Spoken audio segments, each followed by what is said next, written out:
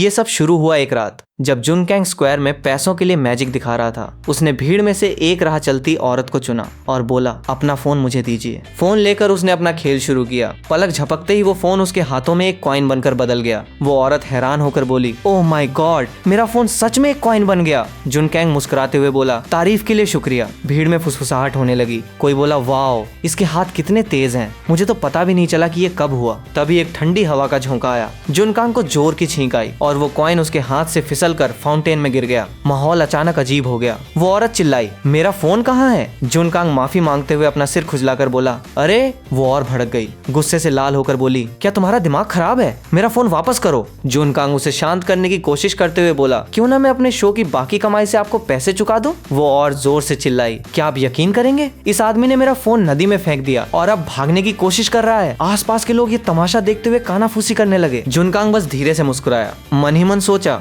अच्छा है, अब सबका ध्यान मेरी तरफ है। उसने उस औरत का हाथ छोड़ते हुए बोला, शांत हो जाइए मिस, मेरा ट्रिक फेल नहीं हुआ है, आप बस मेरी एक छोटी सी चाल में फंस गई थी। वो उलझन में देखने लगी। जुनकांग बोला, अपना बैग खोल कर देखिए। उसने बैग में हाथ डाला। वो फोन सच में वहीं था। पास खड़े एक बच्चे ने हैरानी से पूछा, मॉम, क्या ये आदमी कोई विजर्ड है? भीड़ को समझ आ गया। कोई बोला, ये तो कमाल है, बेहतरीन। तभी जुनकांग ने चुटकी बजाई। उसके हाथ से एक आग की लपट निकली और पल भर में वो एक गुलाब में बदल गई। वो ऐलान करते हुए बोला, और अब आज की रात का ग्रैंड फिनाले। उसने कार्ड्स की एक गड्डी निकाली, उन्हें शफल किया और फिर से उस औरत के पास जाकर बोला, कोई भी एक कार्ड चुनिए। उसने एक कार्ड निकाला। वो 7 ऑफ क्लब्स था। जुनकांग बोला, इसे याद कर लीजिए, अब इसे वापस रख दीजिए। इस डेक में 54 कार्ड्स हैं। मैं आंखें बंद करके एक कार्ड निकालूंगा, तो इसके क्या चांसेस हैं कि वो बिल्कुल आपका ही कार्ड होगा? भीड़ उसकी तरफ मुड़ गई। कोई बोला 54 में से एक। जुनकैंग बोला, गलत, मेरे साथ ये 100% है, और पूरे आत्मविश्वास के साथ एक कार्ड निकाला। बोला, क्या ये वाला है? वो एक जोकर था। पास खड़े उस छोटे लड़के ने नोटिस करते हुए बोला, ये तो बस एक जोकर कार्ड है।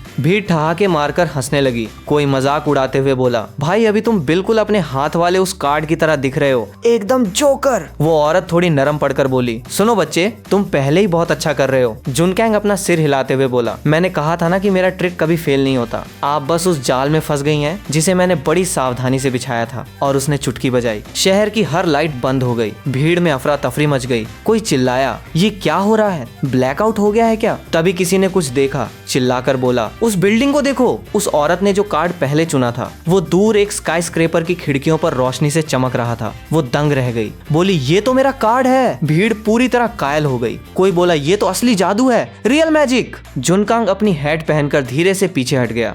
शो एकदम परफेक्ट तरीके से खत्म हुआ। खुशी भरा गाना गुनगुनाते हुए जुनकांग गली से घर की तरफ चल दिया, मन में सोचते हुए आज का शो सच में एक सक्सेस था। तभी एक भारी भरकम आदमी ने उसका रास्ता रोक लिया और अपना बैज निकाल कर बोला, हम dragon nation power regulation bureau से हैं। उसके साथ खड़े एक लंबे दुबले ऑफिसर ने बोला, जुनकांग, हमने पब्लिक ऑर्डर बिगाड़ने के लिए अनऑथोराइज्ड पावर का इस्तेमाल होते हुए डिटेक्ट किया है, हमारे साथ चलो। जुनकांग ने बहुत हाथ पैर मारे। बोला, अरे ऑफिसर, आपको कोई गलतफहमी हुई है। उस मोटे ऑफिसर ने मेज पर हाथ मारते हुए सख्ती से बोला, नाम। जुनकांग ने अपना नाम बताया। दुबला ऑफिसर थोड़ी नरमी से बोला, नौजवान, तुमने कानून तोड़ा है। अगर तुम्हारे माता पिता को पता चला तो क्या उन्हें दुख नहीं होगा? जुनकांग चेहरा सपाट रखते हुए बोला, मेरे माता पिता मर चुके हैं। वो ऑफिसर थोड़ा रुक कर बोला, आई एम सॉरी। अब हमें बताओ कि तुमने अपनी पावर का गलत इस्तेमाल क्यों किया? जुनकांग जोर से हंस पड़ा। बोला, पावर? मेरे पास ऐसा कुछ भी नहीं है। मोटा ऑफिसर चिढ़कर बोला, क्या तुम पागल बनने का नाटक कर रहे हो? किसी ने तुम्हारी रिपोर्ट की है? तुमने हजारों लोगों के सामने हवा से एक कॉइन और फोन पैदा किया और तुमने पूरे 5 सेकेंड्स के लिए शहर में ब्लैकआउट कर दिया।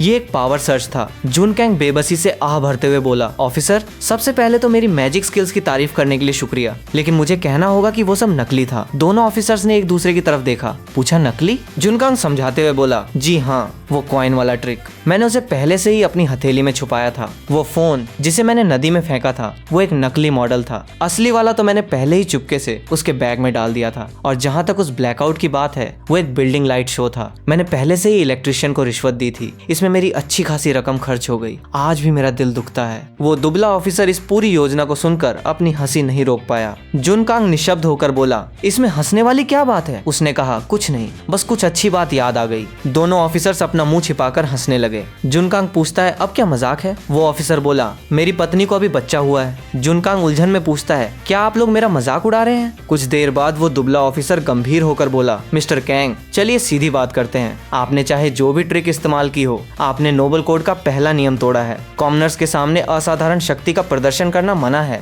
जुनकैंग उलझन में बोला, लेकिन मैं तो एक कॉमनर हूँ। वो ऑफिसर तंज करते हुए बोला, इतने शानदार ऑरा के साथ ये बकवास मत करो। तुम साफ तौर पर किसी ड्रैगन नेशन नोबल स्कूल से आए हो। जुनकांग बोला, सच में मैं नोबल स्कूल का खर्च नहीं उठा सकता। ठीक है, जुर्माना कितना है? दोनों ऑफिसर्स ने एक दूसरे को देखा। बोले, डेथ पेनल्टी। जुनकांग चौंक कर बोला, क्या एक मैजिक शो के लिए मौत की सजा? ये कैसे नियम है? वो खड़ा होकर बोला, तो फिर मैं चलता हूँ, फिर मिलेंगे। ऑफिसर बोला, तुम्हें लगता है तुम भाग सकते हो? जुनकांग ने अपने हाथ के एक हल्के से झटके से हैंडकफ्स उस मोटे ऑफिसर की कलाई पर डाल दिए। मासूमियत का नाटक करते हुए बोला, ऊप्स, मेरा हाथ फिसल गया। ये हथकड़ियां आप पर कैसे लग गईं? गुस्से में उस मोटे ऑफिसर ने मंत्र पढ़ा, diamond shape, all forms, all things split into. हथकड़ियां तुरंत टूटकर अलग हो गईं। जुनकांग हैरान होकर बोला, वाह, ये तो खतरनाक ट्रिक है। बस एक मंत्र और हथकड़ियां उड़ गईं। वो मोटा ऑफिसर मुस्कुराकर बोला, ये एक पावर है, डायमंड 2 की एक्सक्लूसिव एबिलिटी कटिंग, जो मुझे मेरे 18वें जन्मदिन पर भगवान से तोहफे में मिली थी। क्या तुम्हारे पास ऐसी कोई चीज नहीं है? जुनकैंग बोला, मेरे पास ऐसा कुछ भी नहीं है। ऑफिसर ने पूछा, क्या तुम्हें अपने 18वें जन्मदिन पर कोई गॉड कार्ड नहीं मिला? जैसे ही उसने ये कहा, अचानक सफेद रोशनी का एक धमाका हुआ। जुनकांग के हाथ में धीरे धीरे एक कार्ड प्रकट हुआ। वो एक जोकर था। वो हैरान होकर बोला, ये क्या बकवास है? सच में एक जोकर कार्ड? तभी उसके दिमाग में एक आवाज गूंजी, god card awakening. Congratulations player, आपने एक इकलौता गॉड कार्ड हासिल किया है, जोकर एबिलिटी। हर दूसरे कार्ड की शक्तियों को कॉपी करें और उन्हें धारण करें। जुनकांग मन में सोचता है, क्या ये कोई चीट कोड है? सिस्टम आगे बोलता है, मौजूदा सिनेरियो के आधार पर रैंडमली एक एबिलिटी चुनी जा रही है। Drawing complete. Current form king of clubs. Exclusive ability, alter the probability of an event. एक बार इस्तेमाल करने के बाद ये कूल डाउन हो जाएगा और वापस जोकर में बदल जाएगा। जुनकैंग कार्ड ऊपर उठाकर पूछता है, क्या आप इसी गॉड कार्ड की बात कर रहे हैं? दोनों ऑफिसर सदमे में देखते रह गए। बोले, किंग ऑफ क्लब्स, हुई परेशानी के लिए हम आपसे माफी चाहते हैं। वो मोटा ऑफिसर चापलूसी भरी मुस्कान देते हुए बोला, मिस्टर कैंग, वो सब बस एक गलत फहमी थी, कोरी गलत फहमी। वो उसे दरवाजे तक छोड़ने आए। अपने किराए के कमरे में वापस आकर जुनकांग इस बारे में सोचने लगा। उन 2 ऑफिसर्स ने कहा था कि पूरी दुनिया में कुल 52 गॉड कार्ड्स हैं, जिनके 4 सूट्स और 13 रैंक्स होते हैं। इन कार्ड्स के मालिकों को पावर विल्डर्स कहा जाता है। क्लब्स एक खास तौर पर प्रतिष्ठित सूट माना जाता है, पर उसका किंग ऑफ क्लब्स तो नकली था। उसका असली रूप तो जोकर था, जिसका ना कोई सूट था और ना ही कोई रैंक। और ये जोकर कार्ड उन असली 52 गॉड कार्ड्स में से एक भी नहीं था। जितना ज्यादा वो इसके बारे में सोचता, ये कार्ड उतने ही रहस्य समेटे हुए लगता। उसने कार्ड जेब में डाला और उसे एक मुड़ा हुआ नोट महसूस हुआ। उस पर लिखा था, अगर तुम अपने माता पिता का राज जानना चाहते हो तो गॉड कार्ड एकेडमी आ जाओ। उसने उसे सूंघा। उसकी खुशबू उसी औरत की थी। उसका दिमाग दौड़ने लगा। उसने ये मेरे पास कब रखा? वो सोचता है, आज का दिन बिल्कुल पागलपन भरा था। पहले वो अरेस्ट हुआ, फिर उसकी शक्तियां जागी। वो तो बस एक अनाथ था जो बिना माता पिता के पला बढ़ा और सड़क पर मैजिक दिखाकर अपना गुजारा करता था। तभी कार्ड के अंदर से एक आवाज आई, तुम क्या सोच रहे हो? जुनकैंग बिस्तर पर उछलकर बैठ गया। वो गॉड कार्ड सच में बोला। आवाज बोली, जरा मैं तुम्हारी बात सुधार दूं। मैं वो देवता हूँ जिसने तुम्हें ये शक्ति दी है। तुम मुझे जोकर स्पिरिट कह सकते हो। जुनकैंग बोला, हम विज्ञान के युग में जी रहे हैं, हमें साइंस पर भरोसा करना चाहिए। जोकर स्पिरिट मजाक उड़ाते हुए बोला, एक आइस्काई ट्रेवलर होकर तुम मुझे साइंस पर लेक्चर दे रहे हो। जुनकैंग बोला, ठीक है, तो मुझे बताओ कि ये कार्ड असल में काम कैसे करता है? जोकर स्पिरिट समझाते हुए बोला, जोकर इकलौता और सबसे शक्तिशाली गॉड कार्ड है। ये किसी भी चीज में इन्वॉल्व हो सकता है। अभी ये किंग ऑफ क्लब्स बना और तुम्हें प्रोबेबिलिटी कंट्रोल करने की शक्ति मिली। किंग ऑफ क्लब्स किसी भी घटना के होने की संभावना को बदल देता है। जुनकैंग रोमांचित होकर बोला, तो इसका मतलब अगर मैं इसे लॉटरी पर इस्तेमाल करूं तो मुझे कोई नहीं रोक पाएगा? जोकर स्पिरिट उसे हिकारत से देखते हुए बोला, कितनी छोटी सोच है, असली ताकत की क्या बर्बादी है। फिर भी मुझे तुम्हारा अंदाज पसंद आया। तुम सच में मुझे एक जोकर की याद दिलाते हो। इसका क्या मतलब है? जोकर बोला, खैर मैं जा रहा हूँ, अपने दिमाग का थोड़ा इस्तेमाल करो। ये पता लगाओ कि अपनी जान बचाने के लिए इस कार्ड को कब खेलना है। जुनकांग बिस्तर पर लेटा इस बारे में सोचता रहा। किसी घटना की संभावना को बदल देना कितनी अविश्वसनीय शक्ति है, पर इसका मतलब था कि वो इसे सिर्फ एक बार इस्तेमाल कर सकता था। जब तक बहुत ज्यादा जरूरत ना हो तब तक चुपचाप रहना ही बेहतर था। उसने अपनी खिड़की के बाहर चांदनी को देखा और चुपचाप कसम खाई कि वो हार नहीं मानेगा। गॉड कार्ड एकेडमी, उसे महसूस हो रहा था कि वो सच के करीब पहुंच रहा है। दूसरी तरफ एक धुंधले अंडरग्राउंड कमरे में स्कल एम्बलम वाले एक काले लिबास पहने आदमी ने रिपोर्ट दी, इंटेल कंफर्म हो गया है, king of clubs dragon examination में प्रकट हुआ है। जवाब आया, उसे खत्म कर दो, चाहे कुछ भी करना पड़े। वो बोला, समझ गया, मैं इसे देख लूंगा। आखिर हमने उसे ढूंढ ही लिया। जो भी स्कल सोसाइटी के खिलाफ जाएगा वो मरेगा। उनके बचे कुचे लोगों को भी नहीं छोड़ा जाएगा। उस रात जुनकांग को फिर से वही बचपन वाला सपना आया। कोई बिस्तर के नीचे छुपा हुआ, चाहे कुछ भी हो जाए आवाज मत निकालना। काले कपड़ों में एक आदमी दिखा और उसकी माँ ठीक उसके सामने गिर गई। वो जानता था कि उसके सामने कोई मुकाबला नहीं है। डर के मारे उसने अपने मुंह पर हाथ रख लिया ताकि कोई आवाज ना निकले। जैसे ही वो कातिल उसे ढूंढने वाला था, एक तेज घंटी की आवाज ने जुनकांग को चौंका कर जगा दिया। वो तुरंत घूमा और अपना डैगर उठा लिया। माथे से पसीना पोंछते हुए सोचा, फिर से वही सपना, वो कातिल जिसका चेहरा मैं कभी नहीं देख पाता। और माँ ने आखिर में क्या कहा था? लानत है, मुझे उनके शब्द याद क्यों नहीं आ रहे हैं? तभी डोरबेल फिर से बजी। जुनकांग चिल्लाया, आ रहा हूँ, उसे बजाना बंद करो। दरवाजा खोला तो सामने वही औरत खड़ी थी। वो मुस्कुराते हुए बोली, नमस्ते हैंडसम, लगता है तुम्हें मेरा छोटा सा लव नोट मिल गया। जुनकांग पूछता है, तुम असल में कौन हो? वो बोली, मुझे अपना परिचय देने दो, मैं यूना जिन हूँ, ड्रैगन नेशन नोबल स्कूल में एक प्रोफेसर, गॉड कार्ड डायमंड 5। जुनकांग उसका हाथ पकड़कर पूछता है, मेरे माता पिता का राज क्या है? यूना मुस्कुराई, बोली, मैंने तुम्हें पहले ही बताया था ना, मेरे साथ गॉड कार्ड एकेडमी चलो और मैं तुम्हें सब बता दूंगी। जुनकांग बोला, ठीक है, हम कब निकल रहे हैं? उसने बताया, अभी। फ्रेशमैन ओरिएंटेशन सुबह 8 बजे शुरू हो रहा है। जुनकांग ने घड़ी की तरफ देखा, 7:55 हो रहे थे। बोला, मैडम, ये रश आवर है, हम उड़कर भी वहां नहीं पहुंच सकते। अचानक यूना उसके करीब आई और अपना हाथ उसमें डाल दिया। जुनकांग पूछता है, तुम क्या कर रही हो? उसने मंत्र पढ़ा, मैं अभी 18 की हुई हूँ, diamond shape, all forms, 5 dimensions, chart the path. अचानक स्पेस फट गया और अगले ही पल वे गायब होकर सीधे गॉड कार्ड एकेडमी के दरवाजे पर प्रकट हुए। जुनकांग हड़बड़ा कर बोला, ये तो बहुत कूल था, लेकिन मुझे लगता है कि मुझे उल्टी हो जाएगी। ऐसा लगा जैसे किसी ने मुझे वॉशिंग मशीन में ठूंस कर 800 बार घुमा दिया हो। क्या ये तुम्हारे कार्ड की पावर है? यूना बोली, हाँ, ये मेरी पावर थी, स्पेशल फोल्डिंग। जुनकांग पूछता है, तो वो नोट भी तुमने ही रखा था? यूना बात काटते हुए बोली, अब बहुत बातें हो गई। अगर तुम आधिकारिक तौर पर एनरोल होना चाहते हो तो तुम्हें 3 एंट्रेंस ट्रायल्स पास करने होंगे। जहाँ तक तुम्हारे माता पिता की बात है, एक बार तुम्हारा एनरोलमेंट हो जाए, फिर मैं तुम्हें धीरे धीरे सब बता दूंगी। और इतना कहकर वो चली गई। जुनकांग पीछे से चिल्लाया, कम से कम ये तो बताओ कि ट्रायल्स किस बारे में है? मन में सोचा, लगता है मुझे खुद ही पता लगाना होगा। दूर एक लाउड स्पीकर गूंजा, नए स्टूडेंट्स एंट्रेंस ट्रायल्स के पहले राउंड के लिए लाइन में लग जाएं। सब आगे बढ़ने लगे। कोई बोला, इस साल काफी ज्यादा स्टूडेंट्स आए हैं। जुनकांग भीड़ के पीछे पीछे प्लाजा में चला गया। उसके पास खड़े एक लंबे बालों वाले लड़के ने तुरंत बातचीत शुरू करते हुए बोला,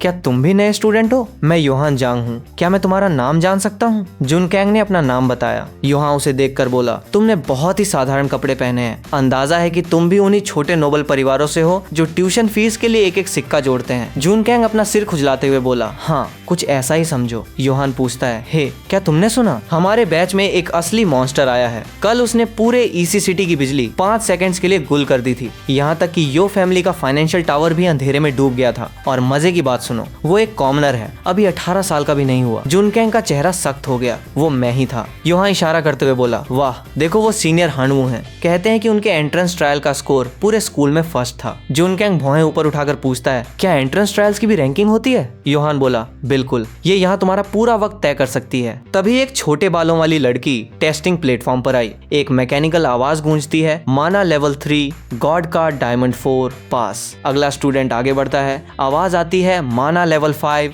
गॉड कार्ड स्पेड 6 पास। ये सब देखकर जुनकांग थोड़ा खोया खोया सा महसूस करता है। आखिर ये माना लेवल चीज क्या है? योहान एकदम दंग रह जाता है। बोलता है, भाई, क्या तेरे घर वालों ने तुझे इसके बारे में कुछ नहीं सिखाया? ये बिल्कुल किसी गेम के पावर स्टैट जैसा है। माना वो एनर्जी है जिसके साथ नोबल्स पैदा होते हैं। अगर ये 10 पॉइंट्स तक पहुंच जाए तो तुम्हारा गॉड कार्ड एक लेवल ऊपर जा सकता है, और ये सिर्फ नोबल्स के पास ही होता है। कॉमनर्स के पास ये हो ही नहीं सकता। बात खत्म। योहान एक ठंडी आह भरता है। मैं तो लेवल अप होने की उम्मीद भी नहीं कर रहा, बस ये 3 पॉइंट की पासिंग लाइन पार हो जाए। जुनकांग को अचानक घबराहट होने लगती है। मन में सोचता है, बहुत बढ़िया, उस भरोसे के लायक न रहने वाली औरत यूना ने मुझे इस बारे में कुछ नहीं बताया था। मैं तो एक प्योर ब्लडेड कॉमनर हूँ, मेरा माना तो 0 होना चाहिए। क्या मैं यहीं पकड़ा जाने वाला हूँ? तभी अचानक पूरे प्लाजा में शोर मच जाता है। हर कोई सदमे में जम जाता है। डिटेक्शन पैनल लाल रंग में तेजी से चमकने लगता है। Beep warning, high energy reading, mana level 11, god card diamond 8, rank S class, pass. Yohan चिल्ला पड़ता है, ओ भाई, इस लड़के लिंगिया ने तो एनरोलमेंट के वक्त ही 10 पॉइंट्स का आंकड़ा पार कर लिया। जुनकैंग उलझन में पूछता है, ये लिंगिया कौन है? योहान बताता है, यार तू इसे भी नहीं जानता, वो फाइनेंशियल टावर जिसकी कल बिजली गुल हो गई थी, वो यी फैमिली का ही है। अच्छा तो ये वही है, वो यी फैमिली का यंग मास्टर है जो अपनी बदतमीजी और लापरवाही के लिए बदनाम है। हमें उससे कभी पंगा नहीं लेना चाहिए।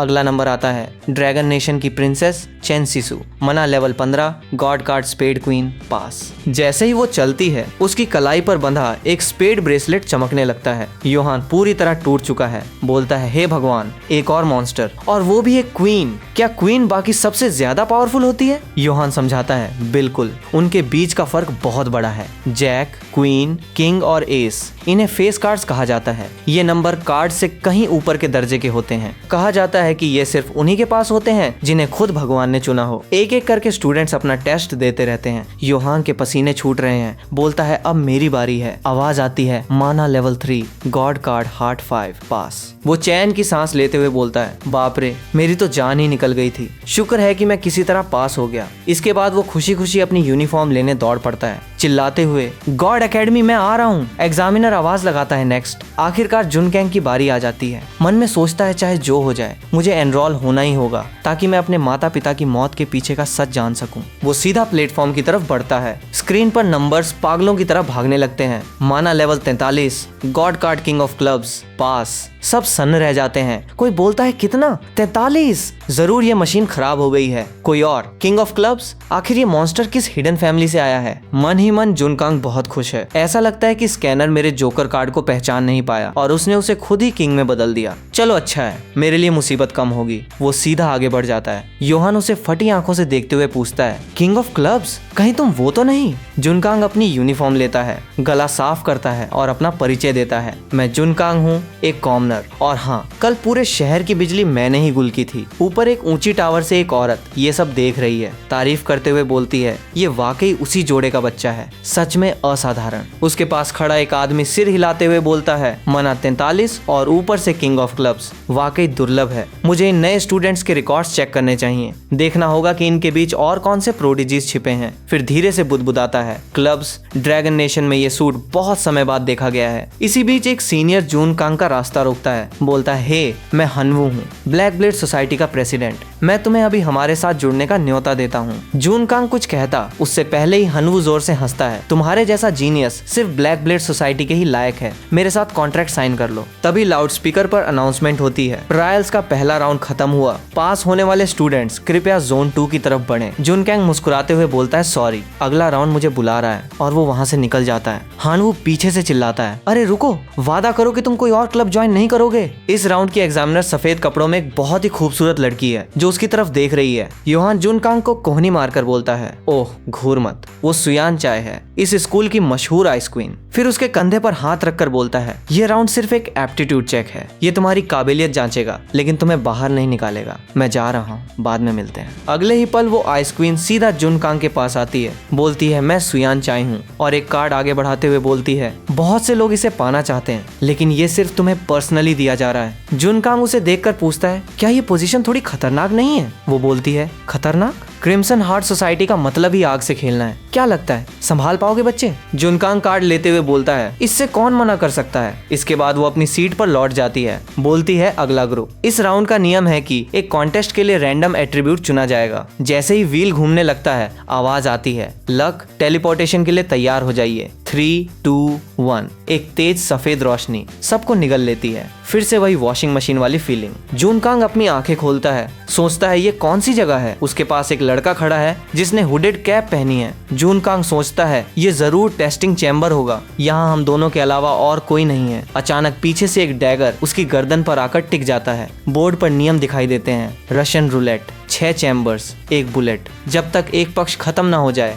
बारी बारी से खुद पर गोली चलाओ। टेस्ट के दौरान आप अपनी सीट नहीं छोड़ सकते वरना आप डिस्क्वालीफाई हो जाएंगे। हारने से कोई असली नुकसान नहीं होगा। जुनकांग मुस्कुराते हुए गन उठा लेता है, बोलता है, सीधा और क्रूर खेल है, मुझे पसंद आया। हे दोस्त, तुम पहले शुरू करना चाहोगे या मैं? रशियन रूलेट की पहली गोली चलाने की बारी नकाबपोश आदमी की है। वो ट्रिगर दबाते हुए बोलता है, पहले मैं शुरू करूंगा। जुनकांग मन ही मन सोचता है, एक स्कल टैटू। आजकल के इस उम्र के लोग कुछ ज्यादा ही कट्टर हो गए हैं। वो ट्रिगर दबाता है, क्लिक, कोई गोली नहीं चली। वो बोलता है, किस्मत अच्छी है तुम्हारी दोस्त। जुनकांग गन हाथ में उठाता है। उसका वजन बिल्कुल एक असली हथियार जैसा महसूस होता है। मन में सोचता है, इस स्कूल की टेक कोई मजाक नहीं है। थोड़ा उसे परखने के बाद वो उसे अपनी तरफ तानता है और ट्रिगर दबा देता है। क्लिक, जिंदा है। सोचता है, लगता है अभी मेरा वक्त नहीं आया। नकाबपोश आदमी बोलता है, दिलचस्प। तभी सिस्टम एक टास्क देता है, 5 सेकंड्स के अंदर कोई लाल चीज ढूंढो वरना एक और गोली चलाओ। 5। सिस्टम की ठंडी आवाज काउंटडाउन शुरू करती है। वो डैगर जुनकैंग की गर्दन के और करीब आ जाता है। 4, 3, 2। असासिन के चेहरे पर एक कमीनी मुस्कान है। वो बोलता है, वक्त खत्म हो गया, अब सिर्फ एक ही रास्ता बचता है। जुनकैंग अपनी उंगली काट लेता है और खून की एक बूंद मेज पर टपका देता है। Red object detected, task complete. Junkang के दिमाग में कुछ क्लिक होता है। मन में सोचता है, रुको, यहाँ हिलने डुलने की आजादी नहीं है। इस माहौल में कोई रंग नहीं है। ये अचानक मिला टास्क ठीक उसी वक्त आया जब मेरी गोली चलाने की बारी थी। ये कोई रैंडम टेस्ट नहीं था, ये एक रिग्ड रूल था जिसे खास तौर पर मुझे मारने के लिए बनाया गया था। किसी ने सिस्टम के साथ छेड़छाड़ की थी ताकि मेरी मौत एक हादसा लगे। वो गन उसकी तरफ बढ़ा देता है, बोलता है, हे क्लासमेट, तुम उस अचानक आए टास्क से जरा भी हैरान नहीं लगे? नकाबपोश आदमी बोलता है, बिल्कुल नहीं। अगर तुम यहाँ मर गए तो अकेडमी के लिए ये बस एक दुखद हादसा होगा। वो शांति से गन उठाता है और गोली चलाता है, फिर से खाली। जुनकैंग मजाक उड़ाते हुए गन उठाकर बोलता है, इस चैम्बर के सेफ्टी प्रोटोकॉल्स बंद कर दिए गए हैं, मुझे मारने के लिए इतनी मेहनत। वो आदमी गुर्राते हुए बोलता है, आज तुम बहुत बोल रहे हो, तुम्हारी मौत पक्की है। जुनकैंग मन में मानता है, घबराया नहीं हूँ, ऐसा कहना झूठ होगा। गन को मजबूती से पकड़ता है और ट्रिगर दबा देता है। क्लिक, खाली। मन में सोचता है, शुक्र है मेरा अंदाजा सही था, अगर गोली चल जाती तो मैं सच में मर जाता। वो आदमी बोलता है, बच्चे, ज्यादा होशियार होना एक श्राप है। कोई हैरानी नहीं कि वे तुम्हें मरा हुआ देखना चाहते हैं। बहुत बातें हो गई, अब तुम्हारी बारी है। 50-50 का मौका है, गुड लक। बड़े आत्मविश्वास के साथ बोलता है, तुम्हें अभी भी लगता है कि ये किस्मत का खेल है? तुम भूल गए कि ये गन कभी प्रोबेबिलिटी के बारे में थी ही नहीं। वो ट्रिगर दबाता है, फिर से खाली। वो आदमी बोलता है, ये आखिरी गोली तुम्हारी है। आखिर चल क्या रहा था? ये खेल था ही नहीं। उसने हर एक नियम को फिर से लिख दिया था। बाहर प्लाजा में हर कोई इस मौत के खेल को देख रहा है। सुयान चाय का चेहरा तनाव से भरा है। बोलती है, ये आखिरी गोली है। क्या तुम्हें लगता है कि अब भी कोई चमत्कार हो सकता है? यूना जिन सिर हिलाते हुए बोलती है, वो एक मैजिशियन है, मुझे यकीन है कि वो कोई ना कोई चमत्कार जरूर करेगा। अंदर लाइटें अजीब तरह से झपकने लगती हैं। जुनकैंग गन उठाता है, दिल जोर जोर से धड़क रहा है। 5 खाली चैम्बर्स पहले ही निकल चुके हैं। इस आखिरी गोली के चलने की संभावना 100% है। उसके पीछे का डैगर उसकी गर्दन में उतरने ही वाला है। मन में सोचता है, क्या वाकई कोई रास्ता नहीं बचा?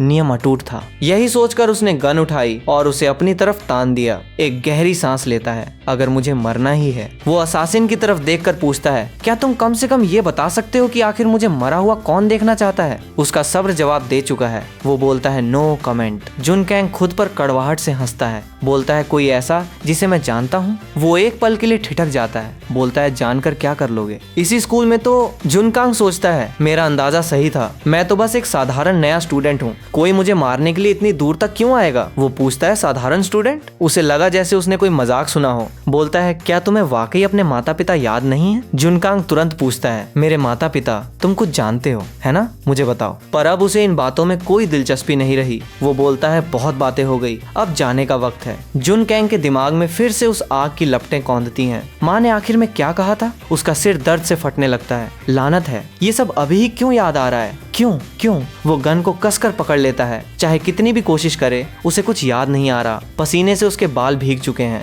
नकाबपोश आदमी दबाव डालते हुए बोलता है, नहीं जुन, शांत हो जाओ। फिर बोलता है, ट्रिगर दबाओ। जुनकैंग धीरे से गन उठाता है। मन में सोचता है, नहीं, मैं मरना नहीं चाहता। सच जाने बिना नहीं, कातिल को ढूंढे बिना नहीं, मैं हार नहीं मानूंगा। वो जबरदस्ती अपनी आंखें खोलता है। सोचो जुन, कोई तो रास्ता होगा। आखिर क्या चीज मुझे जिंदा बचा सकती है? तभी उसे समझ आता है, अगर वो नियमों को बदल सकता है तो मैं अपने गॉड कार्ड से उन्हें मोड़ क्यों नहीं सकता? वो मंत्र पढ़ता है। मुस्कान के साथ असासिन को देखते हुए बोलता है, clubs, establish all law, the king decrease 1000 rules. उसके चारों ओर एक गहरा लाल एनर्जी का गुबार उठता है और joker card king of clubs में बदल जाता है। दिमाग में एक आवाज गूंजती है, king of clubs unconditionally alters event probability, गोली चलने की संभावना 0। मन में सोचता है तो ये ऐसे काम करता है। मैंने पहले किसी को गॉड कार्ड इस्तेमाल करते देखा था और उसने भी यही शब्द कहे थे। वो चैन की सांस लेता है। आखिरकार मैं एक मैजिशियन जो हूँ, सड़कों पर परफॉर्म करते हुए इतने सालों में एक लाइन थी जो मुझे सबसे ज्यादा पसंद थी। वो ट्रिगर दबाता है, बोलता है द ट्रिक नेवर फेल्स। तुम मेरी बिछाई हुई चाल में फंस गए। असासिन दंग रह जाता है, बोलता है क्या ये कैसे हो सकता है? नामुमकिन। ये आखिरी राउंड था, संभावना 100% थी। जुनकांग गन उसकी तरफ उछाल देता है, बोलता है शायद गन जाम हो गई हो, या शायद इसमें कभी गोली थी ही नहीं, या शायद मैंने कोई जबरदस्त ट्रिक दिखाई है। जो भी हो, अब तुम्हारी बारी है। शर्त तो शर्त है। रशियन रूलेट का 7वां राउंड। वो हार मानने को तैयार नहीं है, बोलता है नामुमकिन। ऑर्गेनाइजेशन कभी गलती नहीं करती, इसमें गोली जरूर होनी चाहिए। जुनकांग मुस्कुराते हुए बोलता है गोली है, लेकिन वो इसी शॉट का इंतजार कर रही है, तुम्हारे शॉट का। नियमों के मुताबिक खेलो, तुम गोली चलाओ और मैं यहाँ से चला जाऊंगा। वो उसे गौर से देखते हुए बोलता है तुम तेज हो, लेकिन अपनी तेजी दिखाना हमेशा अच्छा नहीं होता। अगर तुम बेवकूफ बने रहते तो शायद जिंदा बच जाते, लेकिन तुमने वो खूबियां दिखा दी जो तुम्हारे खून से मेल खाती हैं। अब तुम्हारा मरना तय है। जुनकांग अपनी भौहें सिकोड़ते हुए पूछता है खून? वो गुर्राता है। ऊपर बैठे लोग भी इस मुकाबले को देख रहे हैं। अब वे तुम्हें खत्म करने के लिए और भी ज्यादा उतावले होंगे, पर लगता है तुम्हें सच में अपने माता पिता याद नहीं है। मेरे मरने के बाद अगला असासिन जल्द ही आएगा। जुनकांग रोकते हुए बोलता है रुको,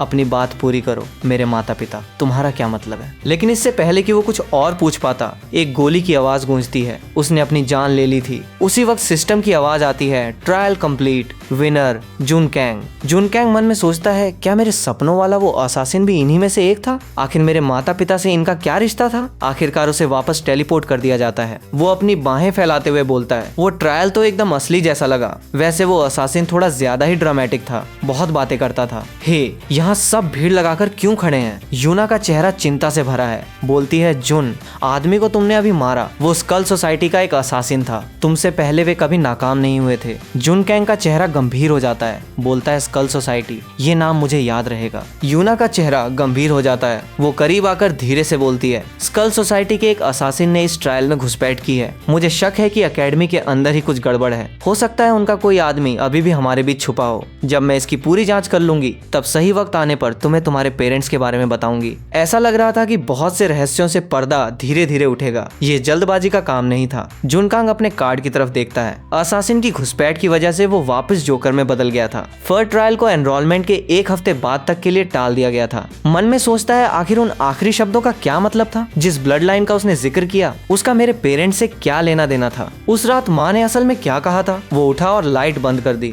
मन में सोचा ठीक है, अभी कुछ भी समझ नहीं आ रहा। अगर स्कल सोसाइटी एकेडमी के अंदर तक घुस सकती है तो इसका मतलब है कि अंदर का ही कोई उनके साथ मिला हुआ है। मुझे प्रोफेसर जिन का इंतजार करने की जरूरत नहीं थी। उसके चेहरे के भाव सख्त हो गए। मैं खुद इसकी जांच कर सकता था। अगले दिन जुनकांग सबवे में था। वहाँ बहुत भीड़ थी। उसके बगल वाला इंसान लगभग गिरने ही वाला था और उसने उसे देखा। वो एक लड़की थी, बेहद खूबसूरत। उसने अपनी नीली आंखें उठाई और एक नजर से उसे शुक्रिया कहा। जुनकांग का दिल जोर से धड़का। उसकी खुशबू बहुत अच्छी थी और वो क्रेस्ट, वो 4 महान नोबल हाउसेज में से एक का था। मन में सोचा उस रुतबे का कोई इंसान इतनी भीड़ भाड़ वाली सबवे में क्या कर रहा था? उसका मकसद क्या था? मुझे पता लगाना ही था। वो बोलने ही वाला था एक्सक्यूज मी। अचानक ट्रेन को एक जोर का झटका लगा। हर कोई घबराहट में इधर उधर भागने लगा। डिब्बे के दूसरे छोर पर एक काला लबादा उड़े हुए जीव दिखाई दिया। उसके नीचे से टेंटकल्स निकलकर फैलने लगे। किस्मत से ज्यादातर आम यात्री पहले ही भाग चुके थे। वो शैडो बीस्ट आगे बढ़ा। उसकी लाल आंखें गुस्से में चमक रही थीं।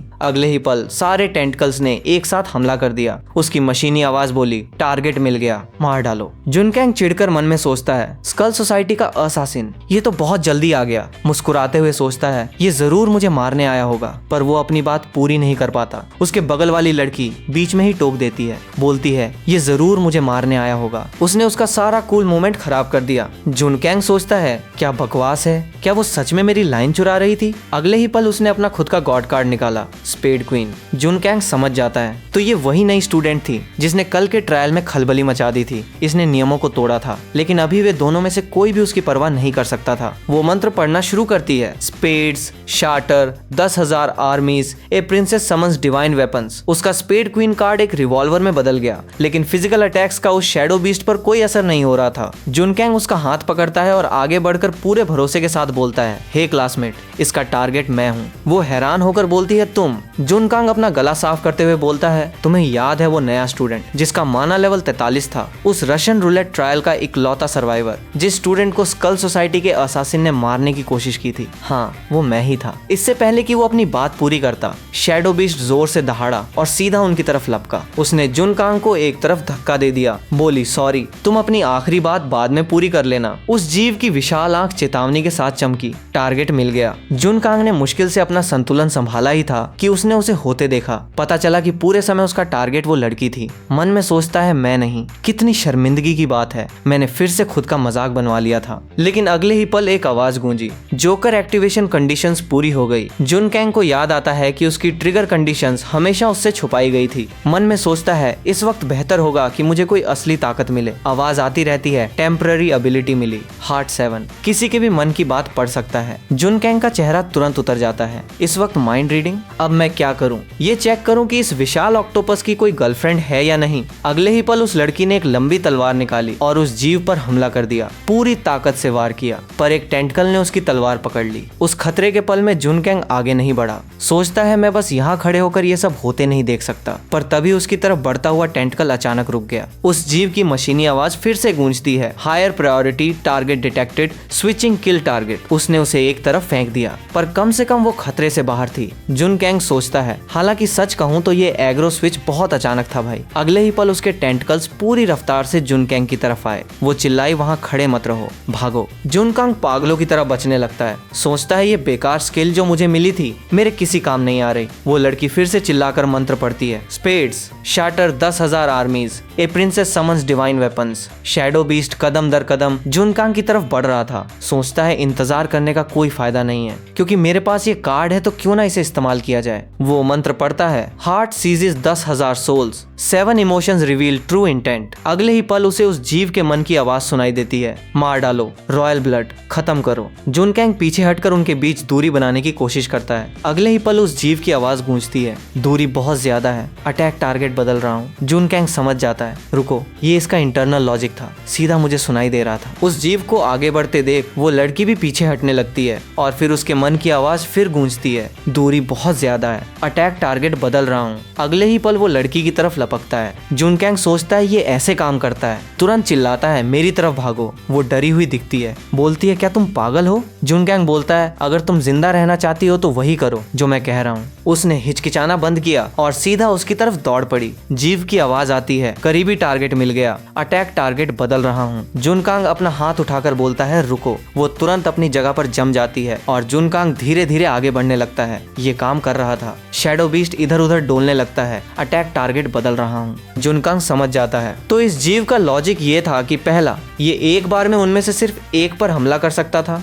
दूसरा, ये हमेशा उसे प्राथमिकता देता था जो ज्यादा करीब हो। सोचता है, अगर ऐसा था तो क्या होगा अगर मैं कुछ कदम पीछे हट जाऊं? गड़बड़, बराबर दूरी, लॉजिक टकराव, दोनों को एक साथ खत्म करो। जुनकांग तुरंत चिल्लाता है, पीछे हटो, इसी रफ्तार को बनाए रखो और पीछे हटो। उस जीव के मन की आवाज बार बार गूंजती रहती है, दूरी बराबर है, फैसला करने में असमर्थ, फैसला करने में असमर्थ। उसके लॉजिक लूप का फायदा उठाते हुए जुनकांग तुरंत आगे लपकता है, अपना डैगर निकालता है और सीधा उसके गले पर वार कर देता है। काम खत्म करने के बाद वो अंगड़ाई लेता है, उस लड़की की तरफ मुड़कर बोलता है, हो गया। वो हैरान रह जाती है, पूछती है, तुमने ये कैसे किया? जुनकांग थोड़ा घबराते हुए अपना सिर खुजलाता है। मन में सोचता है, उसे अपने कार्ड के बारे में पता नहीं चलने दे सकता। वो पूछती है, क्या किया? तुमने उस जीव को एक जगह कैसे रोक दिया? मैंने तुम्हें बस एक कदम पीछे हटते देखा, मैंने तुम्हें कोई गॉड कार्ड इस्तेमाल करते नहीं देखा। जुनकांग इसके बारे में सोचता है, कल के ट्रायल ने मुझे किंग ऑफ क्लब्स के रूप में पहचाना था, लेकिन अभी मैंने हार्ट 7 का इस्तेमाल किया था। इसे समझाने का कोई तरीका नहीं था। ये बात बिल्कुल बाहर नहीं आने दे सकता था कि वो किसी भी कार्ड की शक्तियों का इस्तेमाल कर सकता है। वो बात टाल देते हुए बोलता है, सच कहूँ तो कोई अंदाजा नहीं, शायद इसीलिए रुक गया होगा क्योंकि मैं हूँ ही इतना हैंडसम।